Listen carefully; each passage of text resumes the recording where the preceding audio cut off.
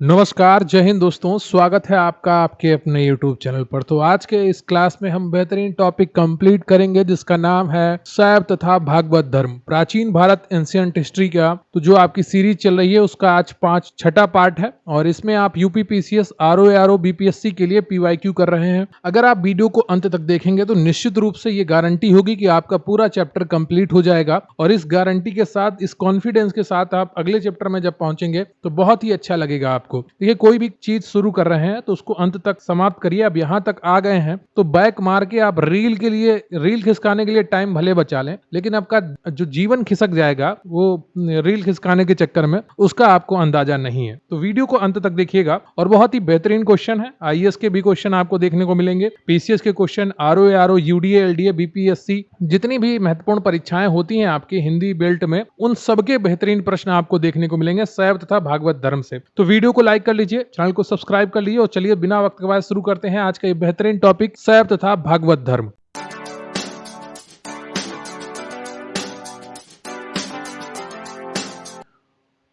तो अभी जो हम टॉपिक पढ़ने वाले हैं वो है शैव तथा भागवत धर्म। पहला प्रश्न है आपका कि प्राचीन भारत के विश्वोत्पत्ति विषयक धारणाओं के अनुसार 4 युगों के चक्र का क्रम क्या है? द्वापर, कृत, त्रेता, कली, कृत, द्वापर, त्रेता, कली, कृत, त्रेता, द्वापर और कली, त्रेता, द्वापर, कली और कृत। आईएएस प्री 1996 का प्रश्न है कि प्राचीन भारत की विश्वोत्पत्ति यानी कि विश्व की उत्पत्ति के विषयक धारणाओं के अनुसार 4 युगों का सही क्रम क्या है? तो कृत यानी कि सतयुग, ठीक है, कली यानी कि कलियुग। तो यहां पर जो आपका सही ऑप्शन है वो आपका सी है, सतयुग यानी कि कृत, त्रेता, द्वापर और कली यानी कि कलियुग। सी ऑप्शन आपका सही है। अगला प्रश्न है आपका कि निम्नलिखित में से कौन सा प्राचीन भारत में शैव संप्रदाय था? आजीवक, मत मयूर, मयमत, ईशान, शिव गुरुदेव पद्धति। आईएएस प्री 1996 का प्रश्न है कि निम्नलिखित में से कौन सा प्राचीन भारत में शैव संप्रदाय था? और बहुत ही आसान इसका उत्तर है बी ऑप्शन, मत मयूर। अगला प्रश्न है आपका कि अर्धनारीश्वर मूर्ति में आधा शिव तथा आधा पार्वती किसका प्रतीक? पुरुष और नारी के योग का, देवता और देवी के योग का, देव और उसकी शक्ति का योग का, या उपयुक्त में से किसी का नहीं? यूपी पीसीएस प्री 1997 का प्रश्न है कि अर्धनारीश्वर मूर्ति में आधा शिव तथा आधा पार्वती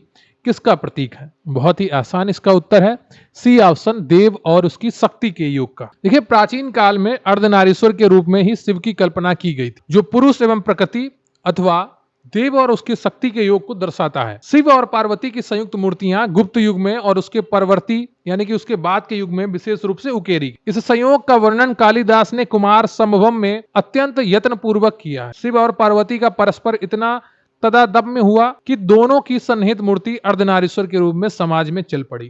ठीक है, तो ये चीज आप ध्यान रखिएगा। अगला प्रश्न है आपका कि नयनार कौन थे? वो शैव थे या शाक्त थे या वैष्णव थे या सूर्योपासक थे? यूपीए यूडीए एलडीए प्री 2006 का प्रश्न है और जो पहले यूडीए एलडीए के नाम से परीक्षा होती थी वो अब आरओ के नाम से परीक्षा होती है और इसका जो सही उत्तर है आपका वो ए है, शैव। अब शैव कौन थे इसके बारे में भी चर्चा करेंगे, नयनार कौन थे इसके बारे में डिटेल में बात करेंगे। ये पूर्व मध्यकाल में जब भक्ति भावना का प्रचार प्रसार मुख्यतः दक्षिण भारत में फैला तो वहां वो तमिल भाषी क्षेत्र था, एक तो पहली बात है। और तमिल भाषी क्षेत्र में भक्ति भावना को लोकप्रिय बनाने में 2 संप्रदाय बड़ी भूमिका रही। एक तथा जो भगवान विष्णु को मानते थे उनको वैष्णव संप्रदाय भी कहा गया और वो अलवार कहलाए। फिर आता है शिव की उपासना करने वाले शिव भक्त यानी कि नयनार। इन्होंने ईश्वर के प्रति व्यक्तिगत प्रेम और समर्पण से मोक्ष प्राप्ति का मार्ग बताया और जाति तथा प्रथा एवं इसकी कठोरता का विरोध किया। अगला है आपका प्रश्न कि नयनार कौन थे? वैष्णव धर्मानुयायी थे या शैव धर्मानुयायी थे या शाक्त थे या सूर्योपासक थे? यूपी आरओ प्री 2014 का प्रश्न है और बहुत ही आसानी से आप इसका उत्तर कर पाएंगे, बी ऑप्शन, शैव धर्मानुयायी। अगला प्रश्न है आपका कि निम्नलिखित में से कौन अलवार संत नहीं था? पोएगई, तिरुज्ञान, पूडम या तिरुमंगई? यूपी पीसीएस प्री 2013 का प्रश्न है कि निम्नलिखित में से कौन अलवार संत नहीं था? और छठे का जो सही ऑप्शन है आपका वो कौन सा हो जाएगा? बी, तिरुज्ञान। ये नयनार संत थे। पोएगई, पूडम और तिरुमंगई जो थे वो अलवार संत थे और तिरुज्ञान नयनार संत थे। अगला प्रश्न है आपका कि भागवत संप्रदाय के विकास में किसका देन अत्यधिक था? पार्थियन का, हिंद यूनानी लोगों का, कुषाण का या गुप्त का? बीपीएससी प्री 1994 का प्रश्न है कि भागवत संप्रदाय के विकास में किसका देन अत्यधिक? और सातवें का जो सही उत्तर है आपका वो हो जाएगा डी, गुप्त वंश के शासकों का बहुत देन था। भागवत अथवा वैष्णव धर्म का चरमोत्कर्ष गुप्त राजाओं के शासनकाल में हुआ। गुप्त नरेश वैष्णव मतानुयायी थे तथा उन्होंने इसे अपना धर्म राजधर्म बनाया। अधिकांश गुप्त शासक परम भागवत की उपाधि धारण करते हैं और विष्णु का वाहन गरुण गुप्तों का राज चिन्ह था। अगला प्रश्न है आपका कि भागवत धर्म के प्रवर्तक थे जनक, कृष्ण, याज्ञवल्क्य या सूरदास? आरएएस आरटीएस प्री 1993 का प्रश्न है कि भागवत धर्म के प्रवर्तक कौन थे? और आठवें का जो सही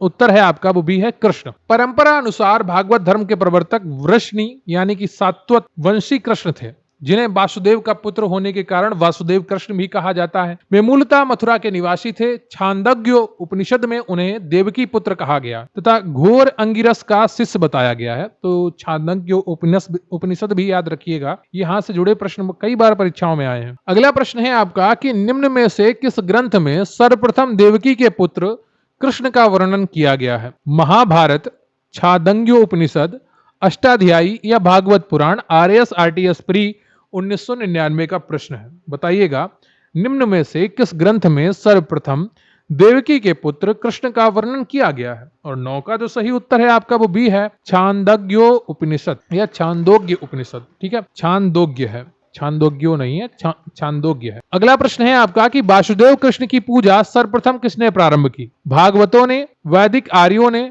तमिलों ने या अभीरों ने?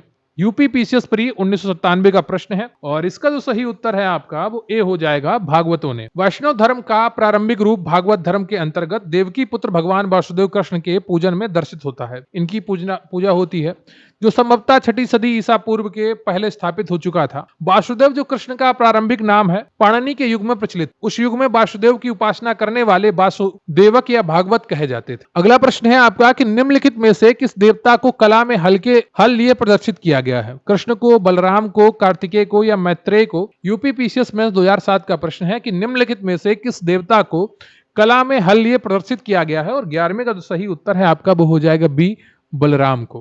ठीक है, बलराम को प्रदर्शित किया गया है।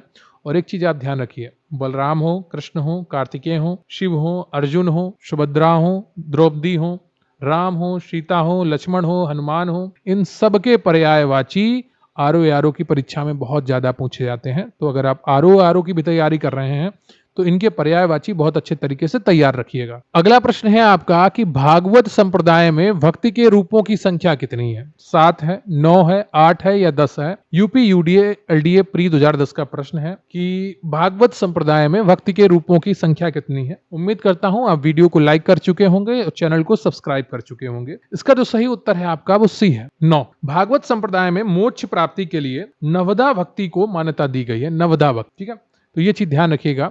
यहाँ पर आप लिखा हुआ भी देख सकते हैं नवदा भक्ति क्या होती है। अगला प्रश्न है आपका कि हेलियोडोरस का वेशनगर अभिलेख संदर्भित है? आईएएस प्री 1998 का प्रश्न है। संकर्षण तथा वासुदेव से, संकर्षण तथा प्रद्युम्न से, संकर्षण प्रद्युम्न तथा वासुदेव से, केवल वासुदेव से? हेलियोडोरस का वेशनगर अभिलेख संदर्भित है और सही उत्तर है आपका यहाँ पर डी ऑप्शन, केवल वासुदेव से। भागवत धर्म से संबद्ध प्रथम उपलब्ध प्रस्तर स्मारक विदिशा यानी कि वेशनगर का गरुण स्तंभ है। इससे पता चलता है कि तक्षशिला के यवन राजदूत हेलियोडोरस ने भागवत धर्म ग्रहण किया था तथा इस स्तंभ की स्थापना करवाकर उसकी पूजा की थी। इस पर उत्कीर्ण लेख में हेलियोडोरस को भागवत तथा वासुदेव को देव देवस अर्थात देवताओं का देवता कहा गया है। अगला प्रश्न है आपका कि भागवत धर्म से संबंधित प्राचीनतम अभिलेखीय साक्ष्य कौन सा है? यूपी पीसीएस स्पेशल मेंस 2008 का प्रश्न है। समुद्रगुप्त का इलाहाबाद अभिलेख, हेलियोडोरस का वेशनगर अभिलेख, स्कंदगुप्त का भीतरी स्तंभ लेख या महरौली स्तंभ अभिलेख? बताइएगा कौन सा ऑप्शन आपका सही है। भागवत धर्म से संबंधित प्राचीनतम अभिलेखीय साक्ष्य है और 14 का जो सही ऑप्शन है आपका वो बी हो जाएगा, हेलियोडोरस का वेशनगर अभिलेख। अगला प्रश्न है आपका कि भागवत धर्म का ज्ञात सर्वप्रथम अभिलेखीय साक्ष्य है? समुद्रगुप्त की प्रयाग प्रशस्ति, गौतमी बलश्री का नासिक अभिलेख या वेशनगर का गरुड़ स्तंभ या धनदेव का अयोध्या अभिलेख? बताइएगा कौन सा ऑप्शन आपका सही है। उत्तराखंड पीसीएस प्री 2012 का प्रश्न है कि भागवत धर्म का ज्ञात सर्वप्रथम अभिलेखीय साक्ष्य कौन सा है? और 15वें का जो सही ऑप्शन है आपका वो सी हो जाएगा, बेसनगर का गरुड़ स्तंभ। अगला प्रश्न है आपका कि बेसनगर अभिलेख का हेलियोडोरस कहाँ का निवासी था? Pushkalavati, Takshashila, Sakal, Mathura. UP UDA LDA pre 2010 का प्रश्न है कि बेसनगर अभिलेख का हेलियोडोरस कहाँ का निवासी था? 16वें का जो सही उत्तर है आपका वो बी हो जाएगा, तक्षशिला। अगला प्रश्न है आपका कि विष्णु के किस अवतार को सागर से पृथ्वी का उद्धार करते हुए अंकित किया जाता है? कच्छप को, मत्स्य का, बारहा को, नृसिंह को। UP UDA LDA special pre 2010 और UP UDA LDA special mains 2010 यानी कि दोनों परीक्षाओं में पूछा गया, प्री में भी और मेंस में भी। और इसका जो सही उत्तर है आपका वो है सी, बारहा। विष्णु के वाराह अवतार को सागर से पृथ्वी का उद्धार करते हुए अंकित किया जाता है। अब देखते हैं इसके पीछे कहानी क्या है। भगवान विष्णु ने दैत्यराज हिरण्याक्ष का वध करने के लिए बराह रूप धारण किया तथा उसके चंगुल से धरती को छुड़ाया। पौराणिक चित्रों में बराह भगवान धरती को अपने दांतों के ऊपर संतुलित कर सागर से निकलते हुए दर्शाए गए हैं।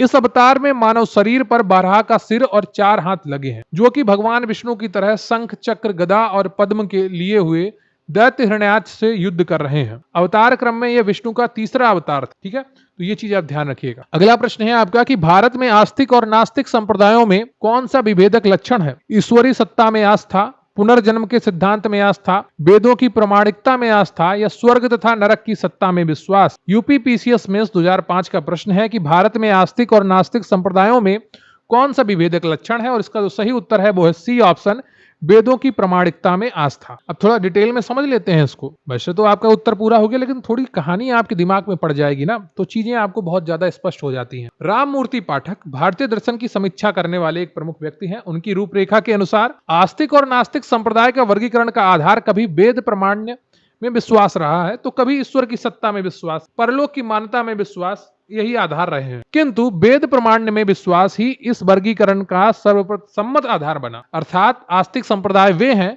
जो वेदों की प्रामाणिकता को मानते हैं और नास्तिक संप्रदाय वे हैं जो वेदों की प्रामाणिकता को नहीं मानते हैं। ठीक है, यह राममूर्ति पाठक के अनुसार है। अगला प्रश्न है आपका कि निम्नलिखित में से कौन मोक्ष के साधन के रूप में ज्ञान, कर्म तथा भक्ति को समान महत्व देता है? यूपी पीसीएस मेंस 2005 का प्रश्न है अद्वैत वेदांत, भगवत गीता, विशिष्टाद्वैतवाद वेदांत या मीमांसा। निम्नलिखित में से कौन मोक्ष के साधन के रूप में ज्ञान, कर्म तथा भक्ति को समान महत्व देता है? और इसका सही उत्तर है आपका सी, भगवत गीता। देखिए, दुनिया का सर्वश्रेष्ठ ग्रंथ इसीलिए ऐसे ही इसको नहीं कहा जाता है। इसका मूल कारण है ये ज्ञान को भी उतना ही महत्व देता है जितना कर्म को देता है, और कर्म को उतना ही महत्व देता है जितना भक्ति को देता है। किसी को ना कम ना किसी को ज्यादा, तीनों होंगे तभी जीवन सर्वश्रेष्ठ होगा। ज्ञान, कर्म और भक्ति, यही भगवत गीता की प्रमुख शिक्षा है। गीता में ज्ञान, कर्म तथा भक्ति को समान महत्व दिया गया है। भगवत गीता में भगवान श्री कृष्ण के द्वारा निम्नलिखित श्लोक में इन तीनों का महत्व प्रतिपादित किया गया है। वो श्लोक क्या है?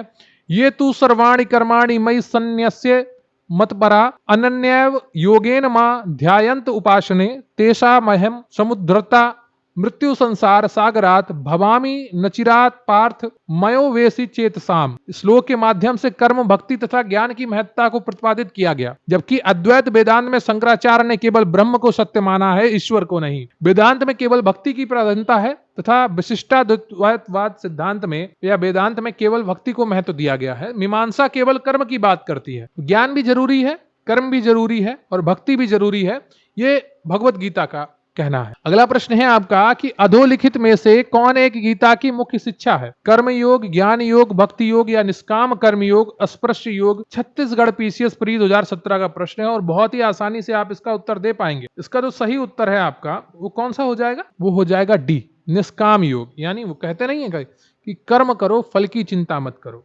निष्काम भाव से कर्म करो, फल के लिए आसक्त मत हो जाओ। यही गीता का मुख्य शिक्षा है। डी ऑप्शन आपका यहां पर सही हो जाता है। गीता का कर्मयोग निष्काम कर्मयोग है। निष्काम कर्मयोग का अर्थ है कि हम कर्म को सदैव साध्य के रूप में देखें, उसे कभी भी साधन के रूप में ना ग्रहण करें। हम कर्म तो करें किंतु कर्म फल में आसक्ति ना रखें। गीता के निष्काम कर्मयोग में ज्ञान, भक्ति एवं कर्म का समन्वय होता है। अगला प्रश्न है आपका कि निम्नांकित में से कौन प्रस्थान त्रयी में सम्मिलित नहीं है? भागवत, भगवत गीता, ब्रह्म सूत्र या उपनिषद। यूपी पीसीएस प्री 1997 का प्रश्न है कि निम्नांकित में से कौन प्रस्थान त्रयी में सम्मिलित नहीं होता है? और इसका जो सही उत्तर है आपका वो कौन सा हो जाएगा? इसका सही उत्तर है ए ऑप्शन भागवत। उपनिषद, ब्रह्मसूत्र और भगवत गीता को वेदांत की प्रस्थान त्रयी कहा जाता है क्योंकि ये वेदांत के सर्वप्रमुख ग्रंथ हैं। इनमें भी उपनिषद मूल प्रस्थान है और शेष दो उन पर आधारित माने जाते हैं। वेदांत के आचार्यों में जिन्होंने ब्रह्मसूत्र पर भाष्य लिखकर अपने अपने वेदांत संप्रदायों की प्रतिष्ठा की है, उनमें से शंकराचार्य सबसे प्राचीन है। अगला प्रश्न है आपका कि वह प्राचीन स्थल जहां 60,000 मुनियों की सभा में संपूर्ण महाभारत कथा का वाचन किया गया था, वह कौन है? अहिछत्र है, हस्तिनापुर है, काम्पिल्य है या नैमिषारण्य है? यूपी पीसीएस प्री 2006 का प्रश्न है कि वह प्राचीन स्थल जहां 60,000 मुनियों की सभा में संपूर्ण महाभारत कथा का वाचन किया गया था, वह कौन सा है? और इसका सही उत्तर है आपका डी, नैमिषारण्य। ये यूपी के सीतापुर में स्थित है। उत्तर प्रदेश के सीतापुर जनपद के नैमिषारण्य में 60,000 मुनियों का निवास माना जाता है। यहाँ पर सुत गोस्वामी ने शौनक एवं अन्य मुनियों के समक्ष संपूर्ण महाभारत कथा का वाचन तब किया था जब वे यज्ञ संपन्न कर रहे थे। इसके पूर्व महाभारत कथा का वाचन वैशंपायन ने राजा जनमेजय के लिए किया था। अगला प्रश्न है आपका कि रामायण के किस कांड में राम और हनुमान की पहली भेंट का वर्णन है? किष्किंधा कांड, सुंदर कांड, बाल कांड या उपयुक्त में से कोई नहीं? यूपी पीसीएस मेंस 2004 का प्रश्न है कि रामायण के किस कांड में राम और हनुमान की पहली भेंट का वर्णन है? और 23 का जो सही उत्तर है आपका वो है ए, किष्किंधा कांड। रामायण के रचयिता वाल्मीकि थे। संस्कृत भाषा में रचित इस आदि काव्य में कुल 7 कांड है, या जिनको आप अध्याय भी कह सकते हैं। इसका चौथा कांड किष्किंधा कांड है, जिसमें राम और हनुमान की भेंट है, बाली का वध है और सुग्रीव का वानर शासक बनाने का वर्णन है। और इसके बाद सबसे बढ़िया कांड आता है वो है सुंदर कांड। अगला प्रश्न है आपका कि कालिका पुराण किस धर्म से संबंधित है? वैष्णव, शाक्त, बौद्ध या जैन? एमपीपीएससी प्री 2018 का प्रश्न है कि कालिका पुराण किस धर्म से संबंधित है? और इसका जो सही उत्तर है आपका वो बी है, शाक्त। कालिका पुराण शाक्त धर्म से संबंधित है। कालिका पुराण को कलि पुराण भी कहा जाता था। यह हिंदू धर्म की शाक्तवाद परंपरा में 18 पुराणों में से एक है। अगला प्रश्न है आपका कि पुरी में रथ यात्रा किसके सम्मान में निकाली जाती है? उत्तराखंड यूडीए एलडीए प्री 2007 का प्रश्न है भगवान राम, भगवान विष्णु, भगवान जगन्नाथ या भगवान शिव? और इसका जो सही उत्तर है आपका सी ऑप्शन है, भगवान जगन्नाथ। प्रतिवर्ष आषाढ़ माह के शुक्ल पक्ष में उड़ीसा के पुरी में भगवान जगन्नाथ, कृष्ण, बलराम और सुभद्रा के सम्मान में रथ यात्रा निकाली जाती है। अगला प्रश्न है आपका कि नासिक में कुंभ मेला निम्न में से किस एक नदी के तट पर लगता है? ताप्ती नदी, नर्मदा नदी, कोयना नदी या गोदावरी नदी? यूपी पीसीएस मेंस 2003 का प्रश्न है कि नासिक में कुंभ मेला निम्न में से किस एक नदी के तट पर लगता है? और 26 का जो सही ऑप्शन है आपका वो हो जाएगा डी ऑप्शन, गोदावरी नदी। नासिक में प्रत्येक 12 वर्ष के अंतराल पर कुंभ मेला गोदावरी नदी के तट पर लगता है। कुंभ मेला नासिक के अतिरिक्त हरिद्वार में गंगा तट पर, प्रयाग में गंगा और यमुना एवं विलुप्त सरस्वती के संगम स्थल पर तथा उज्जैन में क्षिप्रा नदी के तट पर लगता है। अगला जो प्रश्न है आपका, इसमें सूची 1 को सूची 2 से मिलाना है। एक तरफ धर्म दिए गए हैं और दूसरी तरफ उनसे जुड़े हुए स्थल दिए गए हैं, शहर दिए गए हैं। और इसके ऑप्शन जो आपका ये पूछा गया प्रश्न था वो एमपीपीसीएस स्पेशल प्री 2004 में पूछा गया था। शुरू करते हैं जैन धर्म से। जैन धर्म से संबंधित स्थल है पावापुरी। और हिंदू धर्म से संबंधित स्थल है वाराणसी। इस्लाम धर्म से संबंधित स्थल है मदीना, जिसको मक्का भी कहते हैं। और ईसाई धर्म से संबंधित स्थल है वेटिकन, जिसको वेटिकन सिटी के नाम से जानते हैं। तो पहले का तीसरा और बी का चौथा किसमें है? वो केवल सी ऑप्शन में है, तो सी ऑप्शन आपका यहाँ पर सही हो जाएगा। तो जैन धर्म पावापुरी, हिंदू धर्म वाराणसी, इस्लाम धर्म मदीना और ईसाई धर्म वेटिकन सिटी। ठीक है, तो वीडियो को लाइक कर लीजिएगा, चैनल पर नए हैं चैनल को सब्सक्राइब कर लीजिएगा। और यहाँ पर आपका ये पूरा टॉपिक कंप्लीट होता है और बधाई हो आपको, आपने पूरा टॉपिक बहुत ही अच्छे तरीके से कंप्लीट किया है। अगर आप अभी तक बने हुए हैं इस वीडियो में तो निश्चित रूप से आप बहुत ही अच्छी तैयारी कर रहे हैं और आपका फोकस बहुत ही अच्छा है। यूपी पीसीएस आरओ बीपीएससी के लिए जो पीवाईक्यू सीरीज शुरू की गई है, प्राचीन भारत एंशिएंट हिस्ट्री पार्ट 6 आज आपने कंप्लीट किया। अगले वीडियो में आपको पार्ट 7 देखने को मिलेगा। और विगत परीक्षाओं में इसी तरीके से आप जो पूछे गए प्रश्न हैं उनको लगातार करते रहिए और आपका कॉन्फिडेंस भी बढ़ेगा और निश्चित रूप से आपका तैयारी भी अच्छी होती जाएगी। आप जो लगातार जो चैप्टर आपने शुरू किया उसको कंप्लीट करना भी जरूरी होता है और इसी तरीके से आप धीरे धीरे करके एक अच्छी ताकत के साथ पूरे कॉन्फिडेंस के साथ परीक्षा में पहुंचेंगे। तो वीडियो को लाइक कर लीजिएगा, चैनल को सब्सक्राइब कर लीजिएगा और थैंक यू वेरी मच। आज के लिए बस इतना ही, मिलते हैं अगले वीडियो में। तब तक के लिए आप अपना ख्याल रखिए।